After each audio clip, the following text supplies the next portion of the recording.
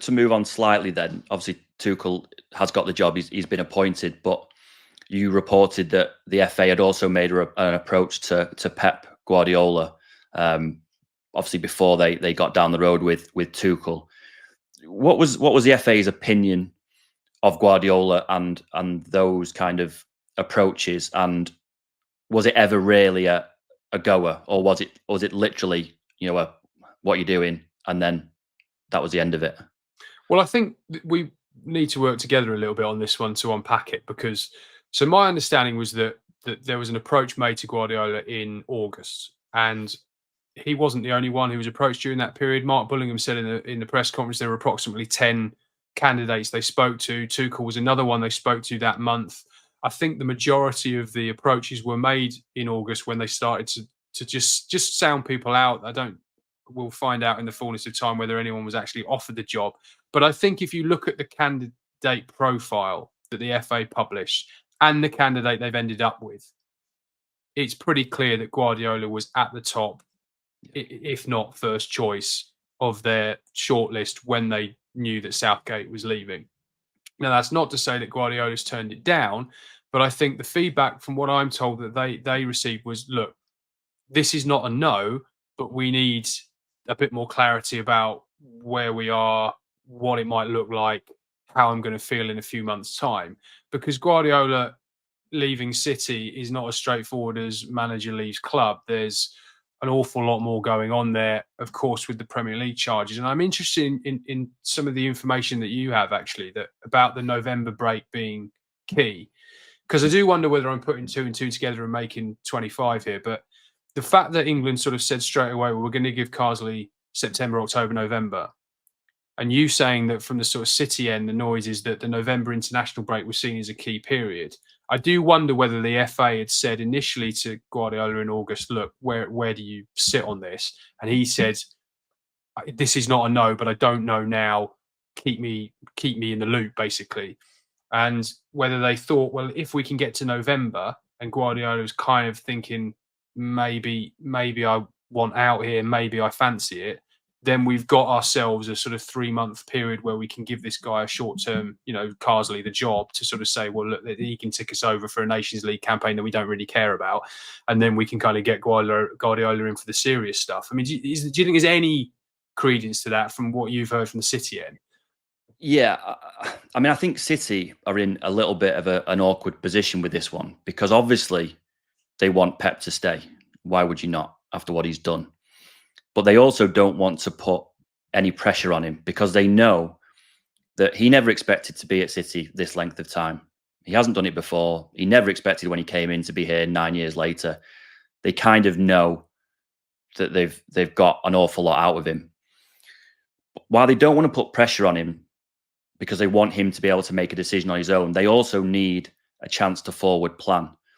And very early on, sort of towards the end of last season, over the summer, that the message was that they would really like an answer before the turn of the year. So before he enters the last 6 months of his contract. And the period of time between the November international break and the 1st of January would be really key in sorting all that out. Because beyond anything else, they know that if the closer Pep gets to the end of his contract, which expires this summer, the questions will just keep coming. I mean, you have been in situations like this with managers, that it starts with 1 or 2, and then it gets closer and closer, and 1 or 2 become 3 or 4, and then 5 or 6, and then entire press conferences are just dominated by the issue of his future. And it's literally, yeah, but your future, are you staying or are you going? Yeah, but you haven't really answered that. Are you going to stay, or are you going to go, or when are you going to say, or when are you going to tell the club, kind of thing. And City are hugely aware of that. The last time we had this situation was during the World Cup in Qatar in 2022, and he was getting to this stage of his contract. And it was during that break for the World Cup that he went to Abu Dhabi. He met with Khaldoon and ended up signing his new contract, which takes you to this summer, 2025. So while City want him to stay and have sort of said, look, we're not going to put pressure on you, they also want an answer. And I think maybe that's where the FA have found encouragement, because right now Pep Guardiola is going to be out of contract at the end of this season, and he's made no secret in the past of his desire to manage a national team, and particularly a national team at a major tournament, whether it's a World Cup, a Euros, or a Copa America. Clearly, the pinnacle of all those three is a World Cup. Now, if he's looking for a national team job, he hasn't really got that many options. He can't manage Spain because he's a Catalan and he's been embroiled in this kind of independence debate for years. And there is a suggestion that he wouldn't be the right fit for the Spanish national team. He's been mentioned in terms of Brazil in the past, but he's been on record as saying that he thinks the Brazilian national team manager should be a Brazilian. So then you're left with England, because you assume that he would want the opportunity not only to manage a national team, but to win with the national team. And his whole career is about winning. And the reasons we've just explained there, or you've just explained there about Thomas Tuchel taking that England job, Tuchel will be walking into that job thinking there's a real chance I can win this World Cup and be a hero forever. I mean, what a thing to have on your CV.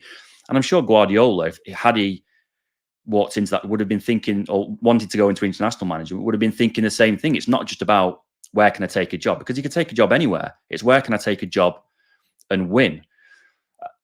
England, really, I can't think of anywhere else where you've got such a strong chance of winning a World Cup in 2 years' time. I genuinely believe that Guardiola hasn't made a decision on his future. I don't think that he's a liar in that sense. I think if he'd made a decision that we would know by now, and he went on TV during the international break and said that he hasn't, I also think that he's getting quite tired. And I remember a situation. We'd been to the Club World Cup in Saudi Arabia just before last Christmas, and City had obviously won. Pep Guardiola came into his press conference. There wasn't many English journalists there. Pep Guardiola came into his press conference and started talking about, this is the closing of a chapter. This is the end of the book. I've achieved everything I need to achieve. And it was literally like being sat in a resignation press conference without the resignation. And there couldn't have been a resignation because the World Club Cup was halfway through the season. It was in December.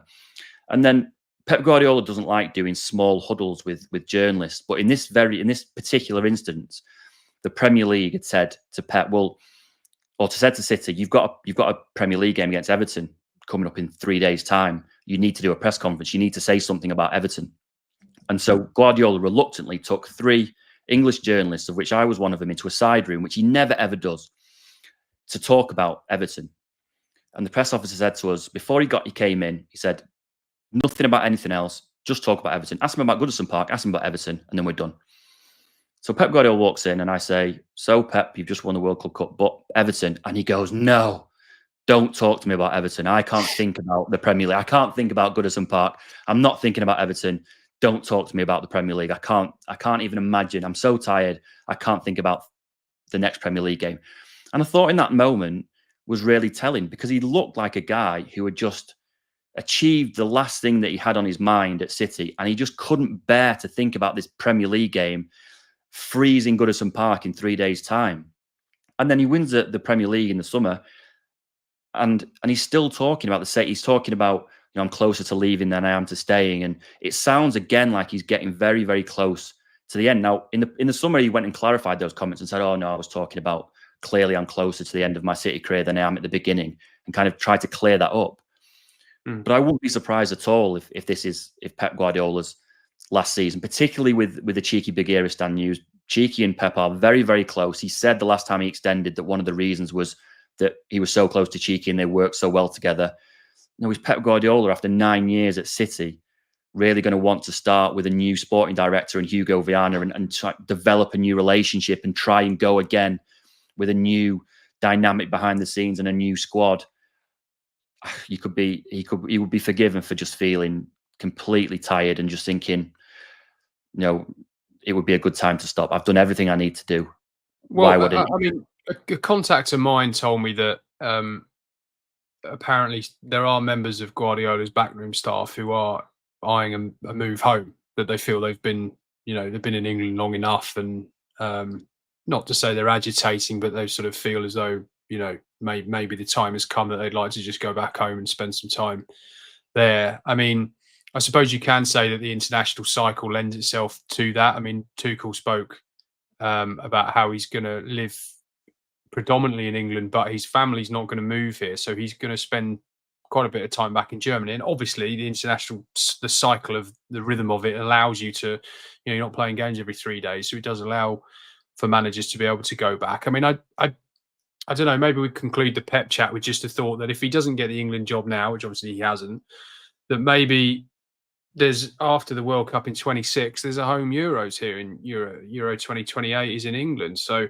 that's going to have a huge appeal off the back of what you would assume would be hopefully a close run effort to try and win the World Cup if they don't win the 2026 World Cup. So you'd think that team is going to be bang there again in 28.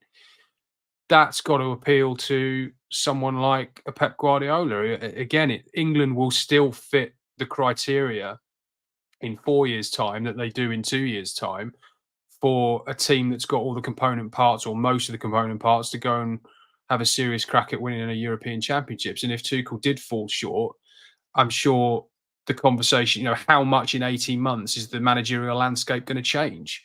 In 18 months, is Eddie Howe going to be a world beater? Is Graham Potter going to have won the Champions League or the Premier League? I mean, it's hard to see if the Tuchel thing didn't work out, and let's say Guardiola did stay for one more year, and there's talk about that, isn't there? That if he did extend it, it'd only probably be for another season.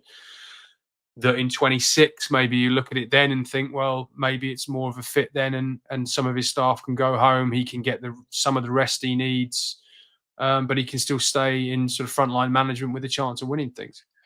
I mean, the 1 year contract would make sense in that it would take him to 10 years at City. And I think City quite like the idea of having Pep Guardiola stay there for 10 years. I think also Pep kind of likes that symmetry. You come in 2016, you leave in 2026. You've done this, quite big stint. It's enough time to leave a really lasting legacy behind. I also think that the one fly in the ointment maybe is the Premier League charges. I mean, there is a theory that Guardiola has been on record as saying that if City have proven to have done anything wrong, that he would be the first out the door. Well, actually, the noises from around Guardiola is that it's the opposite. That if they were to be found guilty, obviously they deny any wrongdoing, but if they were to be found guilty, to be hit with some huge points deduction, that Guardiola would want to be the one to see them through what would be quite a dark period beyond that. That he would want to be the one to lead them through that. Because he feels so indebted to what City have done for him, that he's never been anywhere where they've met every single one of his requirements. He believes that he's been so successful because they've been so good at kind of accommodating him in every single way. And there is a theory of those people around him that even if City were to be found guilty, be hit with a massive points deduction, that he would then he would want to see them through. That you could even see a scenario where they get hit by a big points deduction.